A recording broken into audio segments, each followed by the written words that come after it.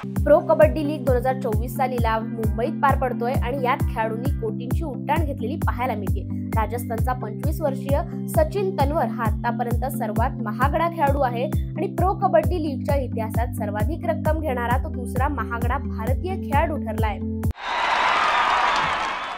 Pro kabaddi league 2024 च्या लिलावात महाराष्ट्राच्या सिद्धार्थ देसाईसाठी फक्त 26 लाख मोजले गेले असताना रत्नागिरीच्या अजिंक्य पवारने कोटींची झेप घेतली आहे। अजिंक्यसाठी बरेच संघ प्रयत्नशील होते आणि 20 लाख मूळ किंमत असलेल्या या खेळाडूसाठी त्यांनी 5 पट बोली लावली आणि बंगळुरूने 1.10 कोटीत अजिंक्यला आपल्या ताफ्यात घेतलंय। स्पेनचा वंडरकिड म्हणून ओळखल्या जाणाऱ्या लॅमिन यमालच्या वडिलांवर चाकू हल्ला झाल्याची गंभीर घटना घडली आहे। स्पेन आणि बार्सिलोना या संघाकडून खेळणाऱ्या 17 वर्षीय यमाल याचे वडील मौनीर नसरवी यांच्यावरील हल्ल्याची पुष्टी स्पॅनिश पोलिसांनी केली आहे। बार्सिलोना पासून 30 किलोमीटर लांब असलेल्या कॅटलान शहरातील मातोरा मधील एका कार पार्क मध्ये ही घटना घडली आहे। महिला T20 विश्वचषकाचं यजमानपद स्वीकारण्यास भारतानं नकार दिलाय। बीसीसीआयचे सचिव जय शहा यांनी याबाबत खुलासा केलाय।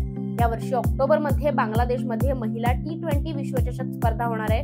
दरम्यान विद्यार्थ्यांच्या आंदोलनाला हिंसक वळण लागल्यानंतर बांगलादेशाच्या पंतप्रधान शेख हसीना यांनी आपल्या पदाचा राजीनामा दिला आणि त्यांना सुरक्षेच्या कारणास्तव देश सोडावा लागलाय।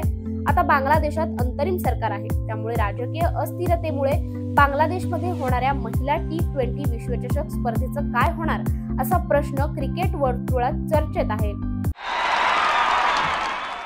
दक्षिण आफ्रिकेचा दुसऱ्या कसोटीतील पहिला डाव हा 160 धावांवर आटोपलाय।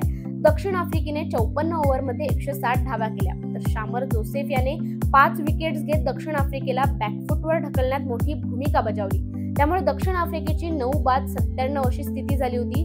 दक्षिण आफ्रिका 100 धावा तरी करणार की नाही असा प्रश्न दक्षिण आफ्रिकेची बॅटिंग पाहून उपस्थित करण्यात येत होता। मात्र शेवटच्या जोडीने दक्षिण आफ्रिकेची लाज राखली आणि शेवटच्या जोडीने केलेल्या अर्धशतकी भागीदारीमुळे दक्षिण आफ्रिकेला 160 धावांपर्यंत पोहोचता आलंय। पॅरिस ऑलिम्पिकमध्ये भारतासाठी कांस्य पदक जिंकणाऱ्या अमन सेहरावतसाठी आनंदाची बातमी समोर आली। अमन सेहरावत हा ऑलिम्पिकमध्ये सर्वात कमी वयात पदक जिंकणारा सर्वात तरुण खेळाडू ठरला होता। वयाच्या 21व्या वर्षी 57 किलो वजनी गटामध्ये फ्री स्टाईल प्रकारामध्ये त्यानं कांस्य पदक जिंकलं होतं। मात्र रेल्वेमध्ये कामाला असलेल्या अमन सेहरावत याला पदोन्नती मिळाली आहे आणि प्रमोशन सोबतच त्याच्या पगारातही वाढ झाली आहे। तारांकित आघाडीपटू किलियन एम्बापेने पदार्पणात साकारलेल्या गोलच्या जोरावर रियाल माद्रिदने अटलांटाचा 2-0 असा पराभव करत युएफा सुपर चषक फुटबॉलचे जेतेपद पटकावले। गेल्या हंगामात चॅम्पियन्स लीग आणि युरोपा लीग जिंकणाऱ्या संघांमध्ये ही लढत खेळली जाते। यंदा या लढतीला विशेष महत्त्व प्राप्त झाले होते। विश्वातील सर्वोत्तम फुटबॉलपटूंमध्ये गणना होणाऱ्या एम्बापेचा रियाल माद्रिदसाठी हा पहिला सामना होता।